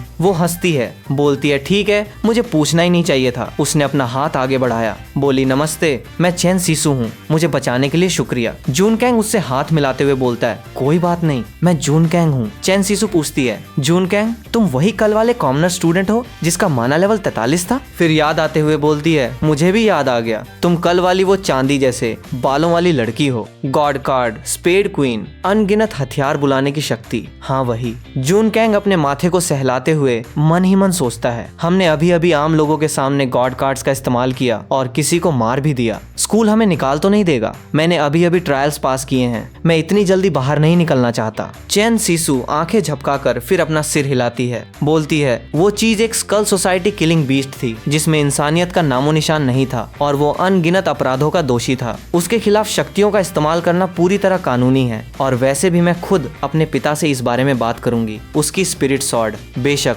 एक असली नोबल लेडी के चलने फिरने का अंदाज बाकी सबसे बिल्कुल अलग था। फिर जुनकांग वो सवाल पूछता है जो उसके दिमाग में था, अगर तुम एक नोबल हो तो इतनी भीड़ भाड़ वाली सबवे में सफर क्यों कर रही हो? चेन सीसू आह भरते हुए बोलती है, मैं नोबल्स और कॉमनर्स के बीच की दूरी को खत्म करना चाहती हूँ। मैं खुद मिसाल पेश करना चाहती हूँ। हालांकि मुझे उम्मीद नहीं थी कि इससे कोई असासिन बाहर आ जाएगा। उस जीव के आदेश शायद सिर्फ मुझे नहीं बल्कि सभी नोबल्स को मारने के थे। जुनकांग चिढ़कर बोलता है, लेकिन मैं नोबल नहीं हूँ। चेन सीसू को यकीन नहीं होता, बोलती है, इसे छुपाने की जरूरत नहीं है। तुम्हारा माना लेवल और ये बारीकी से बना हुआ डैगर दोनों साबित करते हैं कि तुम वो नहीं हो जो तुम कह रहे हो। जुनकांग बोलता है, ये डैगर, ये बस एक साधारण ब्लेड है। ये मेरे पेरेंट्स की आखिरी निशानी है। मुझे यकीन है कि वो दोनों कॉमनर्स थे। मेरी यादों में मेरे पेरेंट्स बाकी सबके जैसे ही थे। रही बात हाई माना लेवल की, तो मुझे खुद समझ नहीं आता। शायद मैं बस एक अपवाद हूँ। ये देखकर कि वो झूठ नहीं बोल रहा, चेन सीसू उलझन में दिखती है। पूछती है, अगर तुम सच में कॉमनर हो तो उसका असली आदेश क्या था? गॉड कार्ड एकेडमी के हर स्टूडेंट को मारना? जुनकांग बोलता है, नहीं, स्टूडेंट्स तो बिल्कुल नहीं। उसका आखिरी आंतरिक आदेश था रॉयल ब्लड खत्म करो। चेन सीसू बोलती है, जुन, ये मेरा स्टॉप है, मुझे जाना होगा। मुझ पर तुम्हारा उधार रहा, मैं इसे चुका दूंगी। जुनकांग बोलता है, जरूर, फिर मिलते हैं। उस पल जुनकांग के दिमाग में अनगिनत रहस्य घूम रहे थे। क्या ऐसा हो सकता है कि मेरे पेरेंट्स भी नोबल्स थे? यहाँ असल में चल क्या रहा था? देखते ही देखते ओपनिंग सेरेमनी का दिन आ गया। योहान जुनकांग से धीरे से बोलता है, जुन, क्या तुमने सुना? राजा की बेटी भी इस साल एनरोलमेंट ले रही है। अगर तुम्हारे और प्रिंसेस के बीच कुछ हो गया तो तुम्हारी तो लॉटरी लग जाएगी। जुनकांग मजाक उड़ाते हुए बोलता है, वो आखिर एक प्रिंसेस है, उसके स्टैंडर्ड्स बहुत ऊंचे होंगे, हमारा उससे क्या लेना देना। स्टेज की रोशनी चमकती है। कोई ऐलान करता है, स्टूडेंट्स, गॉड कार्ड एकेडमी में आपका स्वागत है। अब मैं चेन सीसू को फ्रेशमैन रिप्रेजेंटेटिव के रूप में बोलने के लिए आमंत्रित करता हूँ। चेन सीसू बड़ी सहजता और शालीनता के साथ स्टेज के बीच में आती है। योहान उसे देखकर दंग रह जाता है। बोलता है, एक देवी धरती पर उतर आई है। चेन सीसू बोलती है, नमस्ते सबको, मैं चेन सीसू हूँ। मैं नहीं चाहती कि आप मुझे यहाँ किसी ना छुई जा सकने वाली प्रिंसेस की तरह देखें। मैं बस एक साधारण स्टूडेंट हूँ जो नोबल्स और कॉमनर्स के बीच की दूरी को कम करने की उम्मीद करती हूँ। तालियों की गड़गड़ाहट गूंज उठती है। कोई बोलता है, उसकी लोकप्रियता बेमिसाल है। वो बोलती है, आप सभी का धन्यवाद। इसके साथ ही वो स्टेज से नीचे उतरती है। एक युवक खड़ा होता है, बोलता है, योर हाइनेस, मैं मिंगजिन यो हूँ। उसके सीने पर लगा रूबी उसके असाधारण रुतबे को दर्शाता है। वो अपनी बगल वाली सीट की तरफ इशारा करते हुए बोलता है, अगर आपको बुरा ना लगे तो कृपया यहाँ बैठे। लेकिन चेन सीसू उसे पूरी तरह अनदेखा कर देती है। योहान का चेहरा मजेदार हो जाता है। बोलता है, वाह, यो परिवार के बड़े बेटे की तो बोलती बंद हो गई। ये एक यादगार पल है। मिंगजिन यो खुद को नजरअंदाज होते देख उसका चेहरा काला पड़ जाता है। किसी ने आज तक उसके साथ ऐसा बर्ताव करने की हिम्मत नहीं की थी। फिर अचानक प्रिंसेस सीधा जुनकैंग की तरफ आती है। बोलती है, क्या ये सीट खाली है? जुनकैंग सपाट आवाज में जवाब देता है, नहीं। मन में सोचता है, ये क्या कर रही है? अगले ही पल वो सबके सामने ठीक उसके बगल में बैठ जाती है। भीड़ में फुसफुसाहट होने लगती है। चेन सीसू मुस्कुराहट के साथ उसकी तरफ मुड़ते हुए बोलती है, मैंने अभी बैक स्टेज देखा, तुमने टेस्टिंग के दोनों राउंड्स में फर्स्ट प्लेस हासिल की है। तुम काबिल हो जुन। अगर तुम कॉमनर में ही होते तो तुम वहाँ ऊपर भाषण दे रहे होते। अचानक योहान की चिल्लाहट उन्हें टोकती है, जुन, तुम प्रिंसेस को जानते हो? चेन सीसू आंखें झपकाकर पूछती है, और ये कौन है? जुनकांग लड़खड़ाते हुए योहान की तरफ इशारा करते हुए बोलता है, ये योहान है, स्कूल में बना मेरा एक दोस्त। चेन सीसू कुछ पल के लिए उलझन में दिखती है। योहान शर्मा जाता है। बोलता है, योर हाइनेस, सामने महान नोबल्स के लिए इतनी सीटें होने के बावजूद आप यहाँ क्यों बैठी हैं? चेन सीसू जुनकांग की तरफ देखते हुए पूछती है, तुम्हें क्या लगता है जुनकांग समझदारी से मुस्कुराते हुए बोलता है, क्योंकि तुम उन ढोंगी नोबल सर्कल्स की तुलना में एक ना छुई जा सकने वाली नोबल की तरह नहीं रहना चाहती। तुम आम लोगों के बीच बैठना पसंद करोगी और मैं यहाँ इकलौता इंसान हूँ जिसे तुम असल में जानती हो। चेन सीसू प्रभावित दिखते हुए बोलती है, अगर मुझे पता नहीं होता कि तुम क्लब किंग हो तो मुझे शक होता कि तुम्हारे पास हार्ट लाइन की माइंड रीडिंग पावर है। जुनकांग मन में सोचता है, माइंड रीडिंग तो हार्ट गॉड कार्ड्स में सच में वो काबिलियत होती है। कोई ताज्जुब नहीं कि मैं समझ पा रहा हूँ कि मॉन्स्टर्स क्या सोच रहे हैं। स्टेज से एक साफ आवाज गूंजती है, कृपया शांति बनाए रखें। 2 घोषणाएं। पहली, एनरोलमेंट के 1 हफ्ते बाद फ्रेशमैन एबिलिटी असेसमेंट टूर्नामेंट शुरू होगा। पहले स्थान पर आने वाले को एक डिवाइन रेलिक मिलेगा। कोई चौंक जाता है, बोलता है, एक डिवाइन रेलिक? वो तो एक पौराणिक चीज है। कहते हैं कि उसमें नियमों को ही पलट देने की शक्ति होती है। दूसरी, जो स्टूडेंट्स सत्र के अंत तक बेहतरीन प्रदर्शन करेंगे उन्हें गॉड कार्ड असेंशन की कोशिश करने का अधिकार मिलेगा। योहान जुनकांग की आस्तीन खींचते हुए बोलता है, जून, वो गॉड कार्ड असेंशन है। जुनकांग उलझन में पूछता है, वो क्या है? चेन जीसू आगे बताते हुए बोलती है, अपनी किस्मत बदलने का एक मौका। एक बार जब आपका गॉड कार्ड लेवल अप हो जाता है तो एक कॉमनर को नोबिलिटी दी जा सकती है, उसे जमीन और दौलत मिलती है, और अगर आप बिल्कुल शिखर पर पहुंच जाते हैं तो आप एक देवता बन सकते हैं। अनंत महिमा, वो रुतबा जिसकी कल्पना भी नहीं की जा सकती। जुनकांग मन में सोचता है, तो ये ऐसे काम करता है। अब और कॉमनर नहीं, दौलत, रुतबा, यहाँ तक कि देवत्व। बस इसके बारे में सोचकर ही उसने अपनी मुट्ठी भींच ली। उस तरह की ताकत के साथ मैं आखिरकार अपने पेरेंट्स के कत्ल की सच्चाई का पता लगा पाऊंगा। ये टूर्नामेंट मुझे जीतना ही होगा। अगले दिन जुनकांग और योहान रास्ते पर चल रहे थे जब मिंगजिन यो उनका रास्ता रोक लेता है। बोलता है, तुम जुनकांग हो?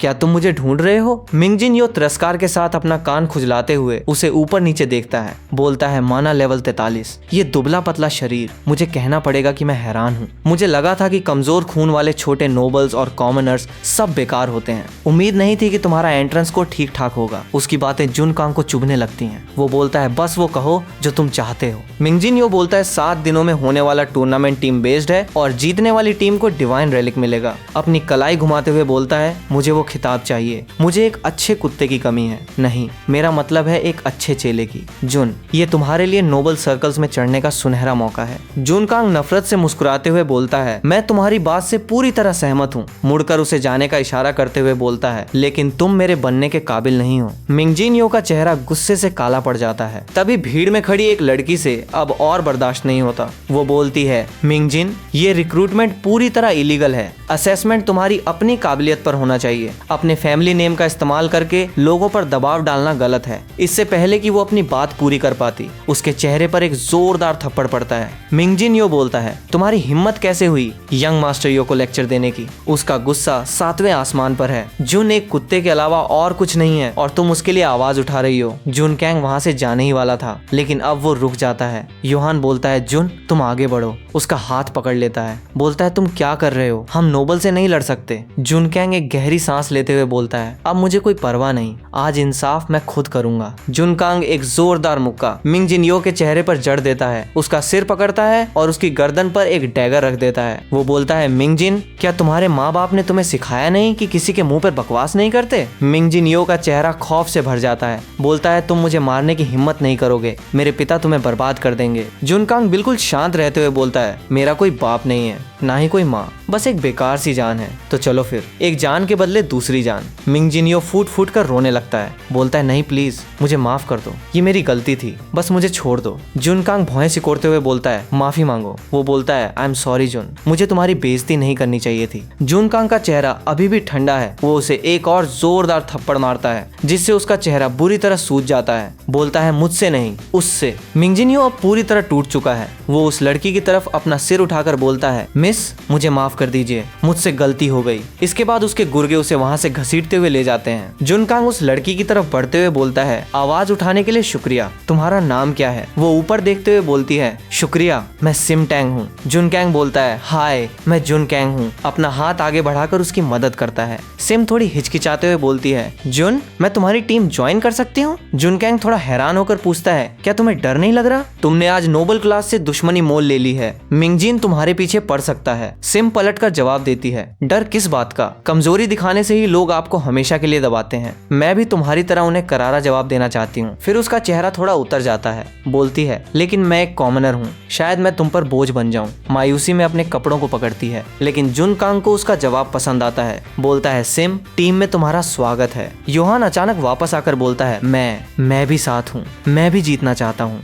लेकिन टूर्नामेंट में बस कुछ ही दिन बचे हैं। मुझे गॉड कार्ड्स के बारे में ज्यादा कुछ नहीं पता। इस रफ्तार से तो हम कभी नहीं जीत पाएंगे। मुझे जल्दी सब कुछ सीखना होगा, वरना टूर्नामेंट में एक भी गलती हमें बहुत महंगी पड़ेगी। जुन कांग चुपचाप आगे की प्लानिंग शुरू कर देता है। किताबों के हिसाब से स्पेड्स फिजिकल पावर में माहिर हैं, हार्ट्स मन को काबू करते हैं, डायमंड्स चीजों को बदलने की ताकत रखते हैं और क्लब्स कारण और प्रभाव यानी कॉज एंड इफेक्ट को बिगाड़ देते हैं। जैसा उसने सोचा था, जोकर कार्ड का कहीं कोई जिक्र नहीं है। टूर्नामेंट में अब सिर्फ 7 दिन बचे हैं। उनकी टीम में बस वे 3 हैं। मन में सोचता है, मुझे ठीक से तैयारी करनी होगी। मुझे मिंगजिन से पहले उस नाम तक पहुंचना है। वक्त तेजी से गुजरता है और फ्रेशमैन असेसमेंट शुरू होने वाला है। जिस टीम का स्कोर सबसे ज्यादा होगा उसे फाइनल प्राइज मिलेगा। सबको गुड लक कहा जाता है। हर चेहरे पर जीत का जुनून साफ दिख रहा है। टेलीपोर्ट सर्कल एक्टिवेट होता है। योहान बुदबुदाता है, टेलीपोर्टिंग अभी भी बहुत बुरा एहसास है। मुझे लगता है मुझे उल्टी हो जाएगी। वो सामने दिख रही ब्लू लाइट बैरियर की तरफ बढ़ता है। बोलता है, यही शायद बाउंड्री है। तभी जुन कैंग के दिमाग में एक रोबोटिक वॉइस गूंजती है, god card, power activating, randomising, congratulations spade king, ability thunder, summon strength depends on mana level. उसकी आंखें चमक उठती हैं। एक स्पेड फेस कार्ड, ये तो लगभग पक्की जीत है। लेकिन तभी नोटिफिकेशन आता है कि ये गॉड कार्ड एक बार इस्तेमाल होने के बाद वापस जोकर बन जाएगा। वो एक ठंडी सांस लेता है। जाहिर है सिर्फ एक मौका। उधर योहान की आवाज गूंजती है, जून तुम कहाँ हो? वो बताता है, मैं एक आइलैंड पर हूँ। सिम भी परेशान लग रही है। बोलती है, मैं भी यही हूँ, लेकिन यहाँ हर तरफ लोग हैं, मैं छुप रही हूँ। जुन कांग जवाब देता है, मैं भी एक आइलैंड पर हूँ, लेकिन यहाँ आसपास कोई नहीं है। योहान चिल्लाता है, बहुत अच्छे, हम तुम्हारी हिफाजत के लिए आ रहे हैं। जुन कांग उसे मना कर देता है, जरूरत नहीं है। दूर एक छोटी पहाड़ी दिख रही है, उस पर एक बिल्डिंग है। बोलता है, चलो वहीं मिलते हैं, पहले एक साथ होते हैं, बाकी बाद में देखेंगे। वो मान जाते हैं और कॉल कट जाती है। पास के जंगलों से कदमों की आवाज आती है, कोई वहाँ है। जुन कांग तुरंत झाड़ियों में छुप जाता है। 2 लोग पास में बात कर रहे हैं, पर बालों वाला आदमी बोलता है, यंग मास्टर यो इस बार कोई कसर नहीं छोड़ना चाहते। उन्होंने इस ट्रायल जोन में सबको खबर दे दी है। जो भी यहाँ से बाहर निकलने के बाद जुन को खत्म करेगा, उसे यो फैमिली का पूरा सपोर्ट मिलेगा। जुन कैंग ये सुनकर दंग रह जाता है। पिंक बालों वाला आदमी हंसता है। जुन ने एकेडमी में यंग मास्टर यो से पंगा लेकर खुद अपनी मौत बुलाई है, लेकिन सच कहूँ तो हमारे लेवल के हिसाब से हमें उससे दूर ही रहना चाहिए। जुन कैंग सोचता है, मिंगजिन लगता है तुम मुझे मारने पर तुले हो। अब जो भी होगा उसके लिए मुझे दोष मत देना। वो झाड़ियों से बाहर निकलता है और किनारे की तरफ जाकर अपने चेहरे पर पानी डालता है। उसे सामने एक मेटल क्रेट दिखता है। सोचता है शायद इसमें कुछ काम की चीज हो। तभी पीछे से एक आवाज आती है, उसे वहीं छोड़ दो, हम कब से तलाश कर रहे थे। आखिरकार एक शिकार मिल ही गया। जुन कांग तेजी से सोचता है। बोलता है, अरे अच्छा हुआ तुम दोनों मिल गए। पर्पल बालों वाला आदमी पूछता है, तुम कौन हो? जुन कांग बोलता है, मैं भी यंग मास्टर यो के आदमियों में से एक हूँ। ये आइलैंड बहुत बड़ा है और मैं बिछड़ गया था, लेकिन पिंक बालों वाला आदमी पहले ही अपनी क्रॉसबो तान चुका है। बोलता है, जुन तुम्हें क्या लगता है हम अंधे हैं? जिस दिन तुमने यंग मास्टर यो का चेहरा बिगाड़ा था, हम दोनों ठीक उनके पीछे खड़े थे। अब नाटक करने का कोई फायदा नहीं। अच्छा तो पुराने जान पहचान वाले निकले। जुन कांग अपनी डैगर निकालता है और पलक झपकते ही दोनों के गर्दन पर वार कर देता है।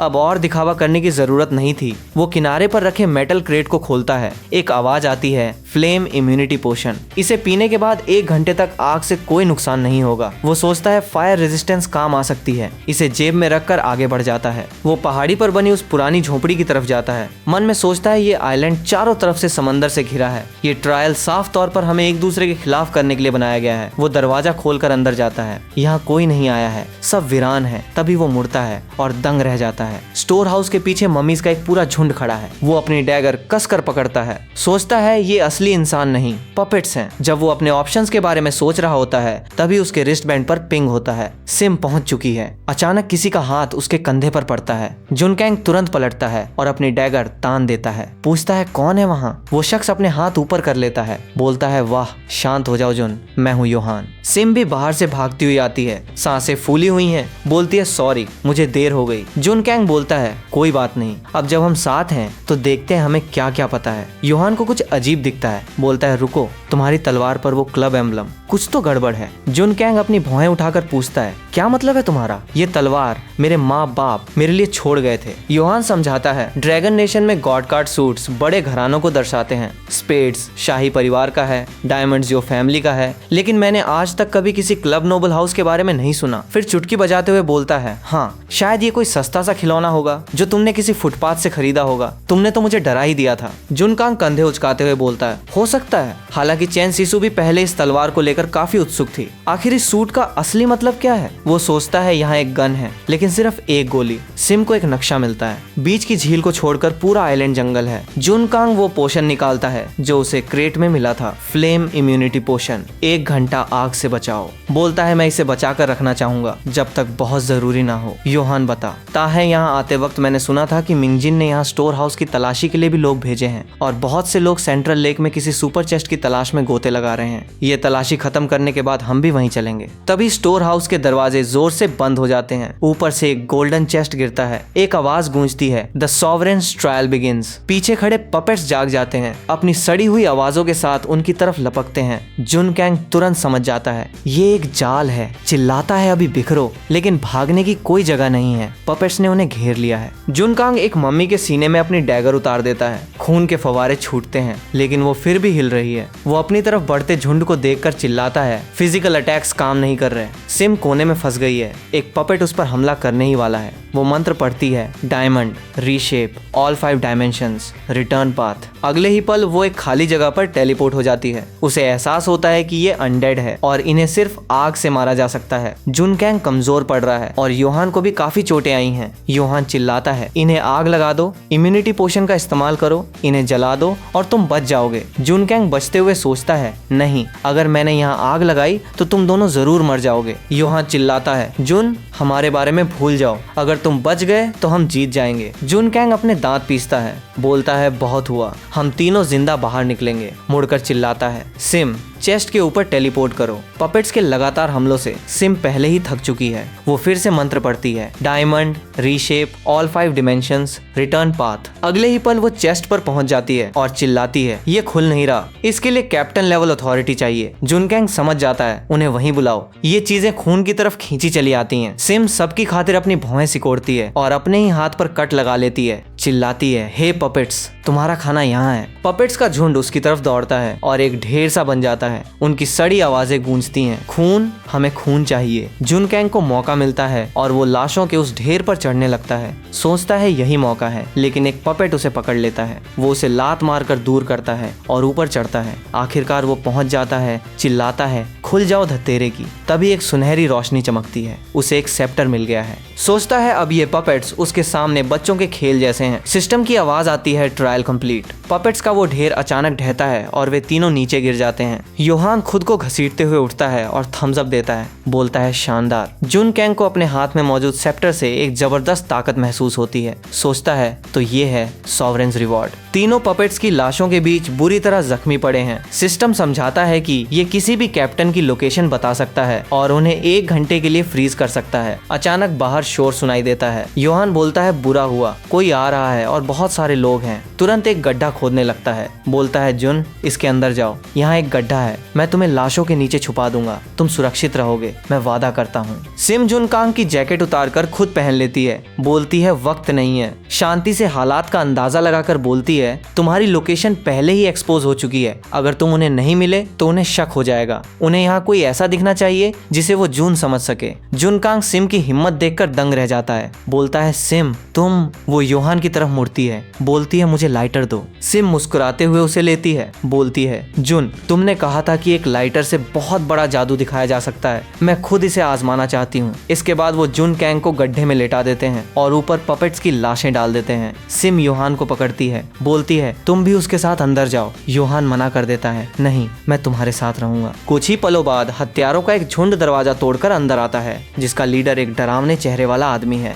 वो बोलता है जुन आखिरकार तुम मिल ही गए। तुम्हें लगा था यंग मास्टर यो से दुश्मनी मोल लेकर तुम जिंदा बच जाओगे। जुन कैंग लाशों के ढेर के बीच से सब देख रहा है। सोचता है मिंगजिन में खुद आने की हिम्मत नहीं है, उसने तुम जैसे कुत्तों को मरने के लिए भेज दिया। वो आदमी गुर्राता है। मौत सामने खड़ी है और तुम्हारी जुबान अभी भी चल रही है। लड़को, जून को खत्म कर दो। यंग मास्टर यो इसके लिए बहुत पैसे दे रहे हैं। सिम हाथ में लाइटर और एक बम लेकर घूमती है। बोलती है देखती हूँ किसकी हिम्मत होती है आगे बढ़ने की। वो लीडर हैरान होकर बोलता है धत, ये तो कंप्रेस्ड एक्सप्लोजिव है। रुको, तुम जून नहीं हो, कौन हो तुम? सिम सुकून से मुस्कुराते हुए बोलती है मैं वो हूँ जो तुम सबको नरक भेजने वाली है। बिना एक पल सोचे वो फ्यूज जला देती है। अगले ही पल एक भयानक धमाका पूरे कमरे को हिला देता है। हर हत्यारा दूर जा गिरता है। जुनकांग बेबसी में चिल्लाता है नहीं, मैं यहाँ नहीं पड़ा रह सकता। उठो उठो योहान, प्लीज बताओ कि तुम जिंदा हो, हमें यहाँ से निकलना होगा। योहान धीरे धीरे गड्ढे से बाहर निकलता है। उसके पैर में एक लोहे की रड घुसी हुई है। बोलता है मैं चल नहीं सकता,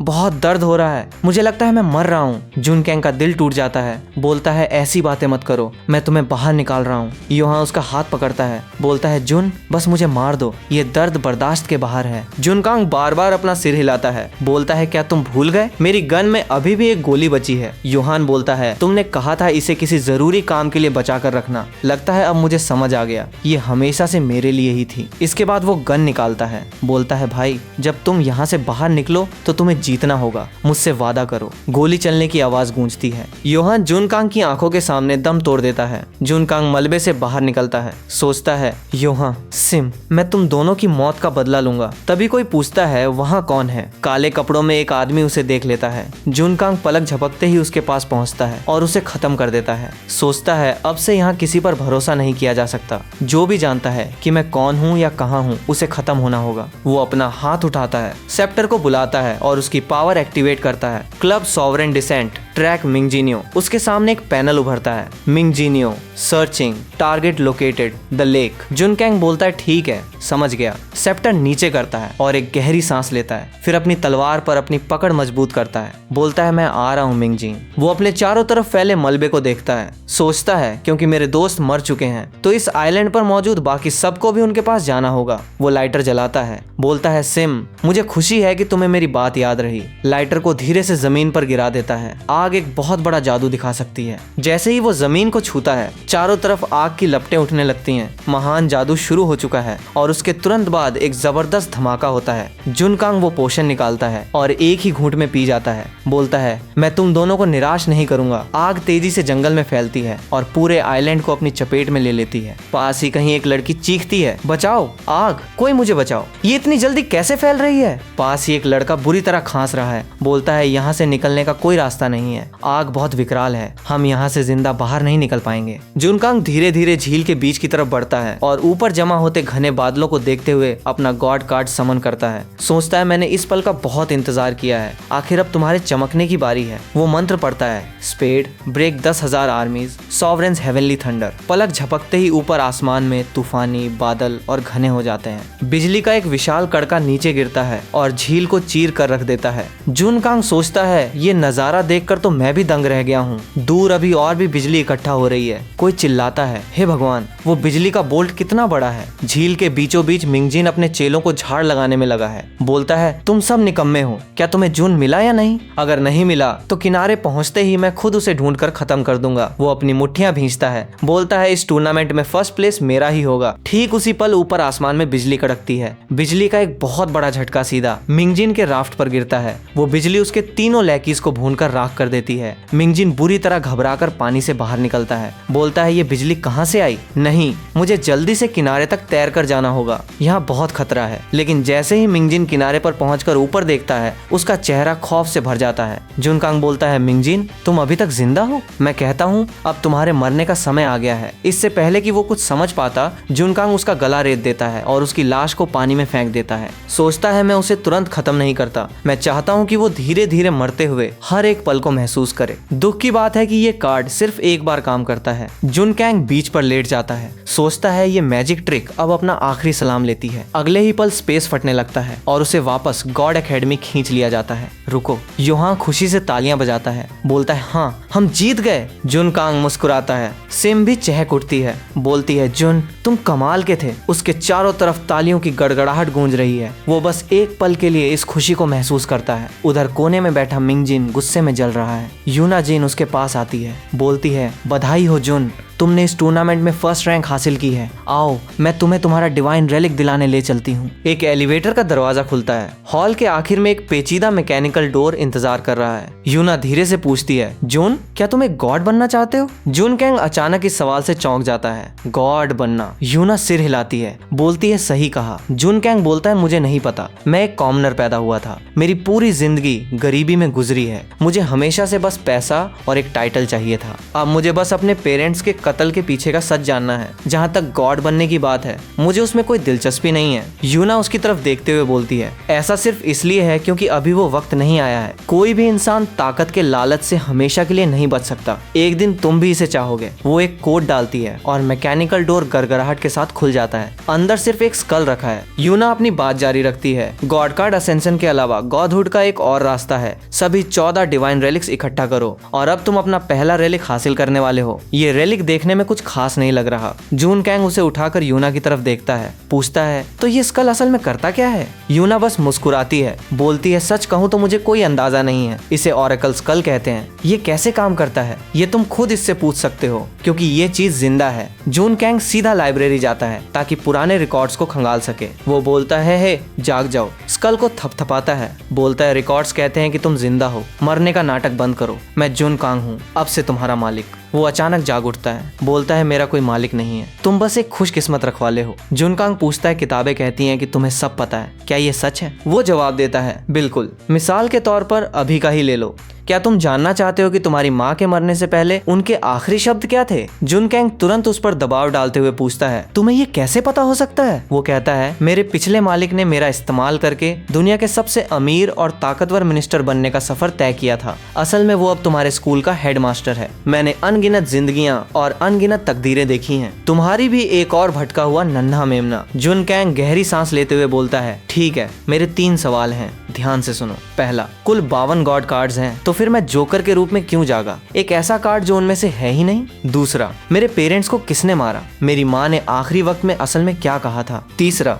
मैं साफ तौर पर एक कॉमनर हूँ, तो फिर मेरा माना लेवल इतना ज्यादा क्यों है? स्कल की रोशनी टिमटिमाती है। वो मना करते हुए बोलता है क्या तुम मेरे साथ मजाक कर रहे हो? तुम्हारा माना बहुत कम है, अगर मैं जवाब दे भी दूं तो तुम उन्हें झेल नहीं पाओगे। जुनकैंग चिल्लाता है तुम सच में मेरे 43 माना स्कोर को कम समझ रहे हो? स्कल उसका मजाक उड़ाते हुए बोलता है 43? वो तो पुरानी बात हो गई, तब से तुम ताकतवर तो हुए हो बेशक, लेकिन सच के सामने तुम अभी भी एक चींटी से बढ़कर कुछ नहीं हो। जुनकैंग सोचता है ताकतवर तो अब मेरा नंबर क्या है? वो पूछता है। स्कल बोलता है तुम्हें कल की क्लास में पता चल जाएगा। जुनकैंग बोलता है तुम पहेलियां बुझाने वालों की दिक्कत क्या है? हमेशा बातों को घुमाते रहते हो। ठीक है मत बताओ फिर। स्कल हरे रंग में चमकने लगता है, बोलता है क्योंकि तुम इतने कॉन्फिडेंट हो तो लो एक मुफ्त की भविष्यवाणी। जुनकैंग को अपने कानों पर यकीन नहीं होता। वो कहता है कल क्लास में तुम्हारी मौत होने वाली है। जुनकैंग अवाक रह जाता है, क्या ये कोई भविष्यवाणी है या कोई श्राप? स्कल एक बार फिर चमकता है, बोलता है अगर जिंदा रहना चाहते हो तो एक लाइटर साथ लाना, अगला दिन जल्दी ही आ जाता है। एक आदमी क्लास में कदम रखता है, बोलता है मेरी क्लास सिर्फ एलिट्स को स्वीकार करती है क्योंकि मेरा मानना है कि खानदान ही सब कुछ होता है। और फिर भी पता नहीं कैसे एक कॉमनर यहाँ घुस आया। पूरे कमरे में फुसफुसाहट फैल जाती है। कोई बोलता है ये जुन है, अब ये गया। प्रोफेसर युआन कॉमनर से सबसे ज्यादा नफरत करते हैं। प्रोफेसर युआन की आवाज गूंजती है, जुन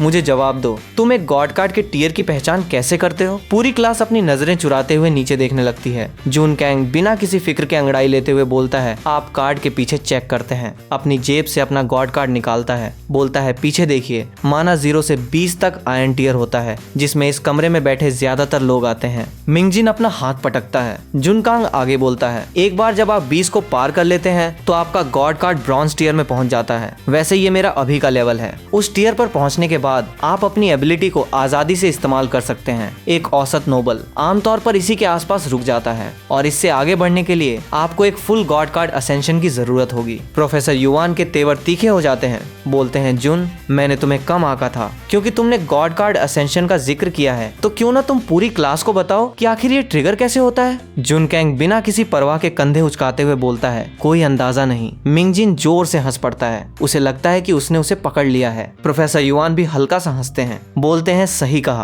पूरा कमरा सन्न रह जाता है। प्रोफेसर युआन समझाते हैं गॉड कार्ड असेंशन के पीछे का तरीका कभी पता नहीं लगाया जा सका, दर्ज इतिहास में एक बार भी नहीं। कुछ लोग दशकों तक ट्रेनिंग करते हैं और फिर भी उनका असेंशन नहीं होता, वहीं दूसरे बस घूमते फिरते खाते पीते अपनी जिंदगी बिताते हैं और अचानक उनका लेवल बढ़ जाता है। यही वजह है कि कोई भी असल में नहीं समझता कि असेंशन कैसे काम करता है। जुनकांग अपने हाथ में लाइटर को पलट कर देखता है, सोचता है कल लाइब्रेरी में उस ऑरेकल स्कल ने मुझसे कहा था कि आज इस क्लास में मेरी मौत होने वाली है, सिर्फ ये लाइटर ही मुझे बचा सकता है। उसके शब्द याद करता है, कोई तुम्हें मारना चाहता है, एक लाइटर साथ लाना, ये तुम्हारी जान बचाएगा। प्रोफेसर युआन एक पपेट को अंदर लाते हैं, ऐलान करते हुए बोलते हैं आज के बाकी सबक के लिए हम एक प्रैक्टिकल ड्रिल करेंगे। जो भी इस पपेट को सबसे ज्यादा नुकसान पहुंचाएगा उसे माना एसेंस की ये शीशी मिलेगी। जुनकांग एकदम जम जाता है, ये पपेट बिल्कुल वैसा ही है जैसा टूर्नामेंट में था। मिंगजिन मुस्कुराता है, बोलता है इसे पीने के बाद तुम्हारा माना कम से कम 10-15 पॉइंट्स बढ़ जाएगा, ये तो मेरा ही है, इसमें कोई शक नहीं। प्रोफेसर युआन आगे बढ़ते हैं, बोलते हैं ध्यान से देखो, मैं एक बार करके दिखाऊंगा। अपना गॉड कार्ड निकालते हैं, बोलते हैं spade break 10,000, twin blades sever the soul. Puppet के जख्म तकरीबन तुरंत ही भर जाते हैं। अब सब लाइन में लग जाओ, अपने माना को इस माना वेसल में डालो, फिर एक एक करके पपेट पर वार करो, मैं स्कोर नोट करूंगा। पहली स्टूडेंट एक लड़की है, वो अपना माना अंदर डालती है। प्रोफेसर युआन कुछ खास प्रभावित नहीं दिखते, बोलते हैं 30 पॉइंट्स, प्रैक्टिस करते रहो। अगला मिंगजिन अकड़ते हुए सामने आता है और मुंह बनाते हुए बोलता है इस तरह का किंडरगार्टन लेवल का टेस्ट मेरा वक्त बर्बाद करना है। जैसे ही उसका माना अंदर जाता है पपेट का हाथ टूटकर अलग हो जाता है। प्रोफेसर युआन तारीफ में सर हिलाते हुए बोलते हैं अच्छा नुकसान पहुंचाया, 90 पॉइंट्स। मिंगजिन अपनी सीट पर वापस जाता है, उसके चेहरे पर एक घमंडी मुस्कान है, बोलता है देखा, इसे कहते हैं असली टैलेंट, उस माना एसेंस पर मेरा नाम लिखा है। अगली बारी चैन सीसू की है, वो आगे बढ़ती है, अपना माना डालती है और पपेट तुरंत चकनाचूर हो जाता है। प्रोफेसर युआन खुशी से तालियां बजाते हुए बोलते हैं पूरी तरह तबाह कर दिया, 95 पॉइंट्स। वो एक नया पपेट लेकर आते हैं, बोलते हैं अगला जुनकांग। जुनकांग लाइटर और फायर रेजिस्टेंट पोशन को अपनी जेब में डाल लेता है, सोचता है ऑरेकल स्कल ने कहा था कि आज मैं खतरे में हूँ, लेकिन इस तरह की मामूली ड्रिल में भला क्या खतरा हो सकता है। अगले ही पल जैसे ही वो क्रिस्टल ऑर्ब में माना डालता है उसकी ताकत से शीशा तुरंत चकनाचूर हो जाता है। कोई चिल्लाता है ओह नीचे झुक जाओ, और बात यहीं खत्म नहीं होती। वो क्रिस्टल ऑर्ब लगातार टूटता रहता है और बारीक पाउडर के ढेर में बदल जाता है। मिंगजिन फर्श पर अजीब तरीके से गिरा हुआ है, लेकिन फिर भी उसका मजाक उड़ाने से बाज नहीं आता। बोलता है जुन तुमने स्कूल का सामान तोड़ दिया, तुमने उसे तोड़ दिया, कॉमनर, अगर कोई तुम्हें बेच भी दे तब भी तुम इसकी भरपाई नहीं कर पाओगे। जुनकांग बोलता है मुझे पता है ये मेरी गलती है, माफ करना। अपने हाथ ऊपर उठाते हुए बोलता है ठीक है, मैं इसके पैसे दे दूंगा। प्रोफेसर युआन का चेहरा हैरानी से जम गया है, बोलते हैं नहीं, कोई जरूरत नहीं है। इस तरह के रिएक्शन का मतलब है क्या तुम्हारा माना लेवल पहले से ही इतना हो चुका है? उनका चेहरा उत्साह से चमक उठता है, बोलते हैं वहीं रुको, मैं माना स्कैनर लेकर आता हूँ। वो कमरे से बाहर भागते हैं। जुनकांग सोचता है एक माना स्कैनर, भविष्यवाणी में कहा गया था कि मुझे इस क्लास में अपना माना लेवल पता चलेगा, शायद यही वो पल है। क्लास की खामोशी तभी टूटती है जब प्रोफेसर युआन हाथ में स्कैनर लेकर वापस दौड़ते हैं। मिंगजिन तंज कसता है, ये टॉप टियर स्कैनर है, इसे कॉमनर पर बर्बाद करना किसी गुनाह से कम नहीं है। जुनकांग स्कैनर पर अपना हाथ रखता है, 87। प्रोफेसर युआन चौंक कर बोलते हैं सेमेस्टर के सिर्फ 2 हफ्ते हुए हैं और अभी से 87? क्या तुम दिन रात ट्रेनिंग कर रहे हो या माना एसेंस की बोतलें गटक रहे हो? जुनकांग हंसते हुए बोलता है प्रोफेसर मैं रात में 8 घंटे सोता हूँ, भूख लगने पर खाता हूँ और जब मन करता है तब खेलता हूँ। प्रोफेसर युआन दंग रह जाते हैं, पूछते हैं तो फिर तुमने अपने गॉड कार्ड का कितनी बार इस्तेमाल किया है? जुनकांग बोलता है 3 बार। पूरे कमरे में सन्नाटा छा जाता है। मिंगजिन खुद को रोक नहीं पाता, बोलता है 3 बार इस्तेमाल करने से 40 से ज्यादा पॉइंट्स नहीं मिलते, ये तो तुम्हारी पूरी हस्ती से भी ज्यादा माना है। प्रोफेसर युआन डांटते हुए बोलते हैं खामोश, इसका सिर्फ एक ही जवाब है, तुमने अपनी काबिलियत को उसकी आखिरी हद तक पहुंचाया और खुद देवताओं का ध्यान अपनी ओर खींच लिया। जुनकांग उन मौकों को याद करता है जब उसने अपनी एबिलिटी का इस्तेमाल किया था, सोचता है तो अपनी ताकत को अनोखे तरीकों से इस्तेमाल करने का इनाम भी मिलता है, जानकर अच्छा लगा। प्रोफेसर कहते हैं यह स्कैनर 10,000 ड्रैगन कॉइन्स का है, अब ये तुम्हारा हुआ, खानदान ही सब कुछ नहीं होता, तुम एक प्रोडिजी हो। जुनकांग शुक्रिया कहते हुए बोलता है शुक्रिया प्रोफेसर, तो मैं इसे रख लेता हूँ। मन में सोचता है तो पहली भविष्यवाणी पहले ही सच हो गई है, जिसका मतलब है कि दूसरी वाली, वो लाइटर और जानलेवा खतरा अभी आने वाला है। प्रोफेसर युआन एक और पपेट लेकर आते हैं, बोलते हैं पिछला वाला इसलिए फट गया क्योंकि तुम्हारा माना बहुत ज्यादा था, इसकी जगह इसे आजमाओ, चलो तुम्हारा असेसमेंट पूरा करते हैं। पूरी क्लास जुनकांग के आसपास से हटकर दूर खड़ी हो जाती है। वो फोकस करता है, चैनल करता है और अगले ही पल वो पपेट टुकड़े टुकड़े होकर पीछे की दीवार दीवार को चीर देता है। पूरे मार्क्स 100। लेकिन जैसे ही धूल शांत होती है वो पपेट गायब नहीं हुआ है। वो उठकर बैठ जाता है। कोई चिल्लाता है, ये क्या हो रहा है? ये पपेट जिंदा है। उस पपेट की आंखें लाल हो जाती हैं। बोलता है तुम सब मरोगे। वो बिजली की रफ्तार से जुनकांग की तरफ झपटता है। जुनकांग सोचता है जैसा कि मैंने सोचा था, एक अनडेड। लेकिन इसकी रफ्तार और ताकत टूर्नामेंट वाले किसी भी पपेट से कहीं ज्यादा है। वो लाइटर निकालता है। सोचता है सिम ने मुझे एक बार बताया था, फिजिकल अटैक्स काम नहीं करते, आग ही इसकी इकलौती कमजोरी है। प्रोफेसर युआन चिल्लाते हैं, खतरा, दूर हटो। Spade, break 10,000 armies, twin blade sever the soul. हालांकि गॉड कार्ड से जबरदस्त ताकत निकलती है, लेकिन पपेट की रिजेनरेशन उसके जख्मों को तुरंत भर देती है। प्रोफेसर युआन बोलते हैं, क्या ये मरा नहीं? अगले ही पल वो उनके कंधे पर अपने दांत गड़ा देता है। बोलते हैं, ये नामुमकिन है। मेरा स्पेड 2 एक पक्का सिंगल टारगेट किल है। ये इस चीज पर काम क्यों नहीं कर रहा? जुनकैंग तुरंत चिल्लाकर बोलता है, अनडेड में कोई लाइफ फोर्स नहीं होती, फिजिकल अटैक्स इसे नहीं मार सकते। प्रोफेसर युआन के हमले इस पर बेअसर हैं। बोलते हैं, मुझे कोशिश करने दो। जुनकांग बोलता है, फिजिकल फोर्स इस पर काम नहीं करेगी। चैन, सीसू, प्रोफेसर और बाकी सबको यहाँ से बाहर निकालो। कोई पूछता है, और तुम्हारा क्या? जुनकांग बोलता है, मुझ पर भरोसा रखो, मैं इसे संभाल लूंगा। जुनकांग उस पपेट को उकसाता है। बोलता है, ओए बदसूरत, तुझे मैं ही चाहिए ना? वो पपेट चिढ़कर उसकी तरफ मुड़ता है। जुनकांग बड़े आराम से लाइटर निकालता है। बोलता है, आग एक शानदार मैजिक ट्रिक दिखा सकती है, आग से नहाने के लिए तैयार हो जाओ। वो पपेट झुकता है और झपट्टा मारता है। जुनकांग तुरंत बच निकलता है और एक घूंट में वो पोशन पी जाता है। वो लाइटर फेंकता है। बोलता है, तुम्हें लगता है बस इतना ही है? आखिरकार उसका असली रूप सामने आ जाता है। कोई बोलता है, फिर से तुम हो? Skull society. अचानक वो जली हुई लाश उछलकर उसे पकड़ लेती है। उसकी आवाज गूंजती है, फॉर द ग्रेटर पर्पस। जुनकैंग सोचता है, इसका भला क्या मतलब हुआ? कमरे के बाहर हर कोई घबराया हुआ है। कोई पूछता है, क्या जुन अपना मानसिक संतुलन खो चुका है? वो उसे अपने साथ ही खत्म करने की कोशिश कर रहा है। चैन सिसु उन्हें बीच में ही टोकती है। बोलती है, शांत रहो, वो ठीक होगा। अगले ही पल जुनकांग दरवाजे से बाहर आता है। बोलता है, सब रिलैक्स करो, मामला सुलझ गया है। हंसते हुए बोलता है, देखो तुम सब कितना डर गए थे। वो तसल्ली के लिए एक आखिरी लात मारता है और अपने हाथों से राख झाड़ता है। बोलता है, अब फिक्र करने की जरूरत नहीं है, इस बार ये वाकई मर चुका है। उस यार्ड की क्रूर रियलिटी के बीच हमारे हीरो को समझ आ गया कि यहाँ जिंदा रहने के लिए उसे खुद को बदलना ही होगा, चाहे रास्ते में कितनी भी मुश्किलें और नफरत क्यों न आए। अब पीछे हटने का कोई सवाल ही नहीं उठता था। तो दोस्तों, अगर वीडियो अच्छी लगी तो लाइक करो, चैनल को सब्सक्राइब करो और बेल आइकन को ऑल पर सेलेक्ट कर देना।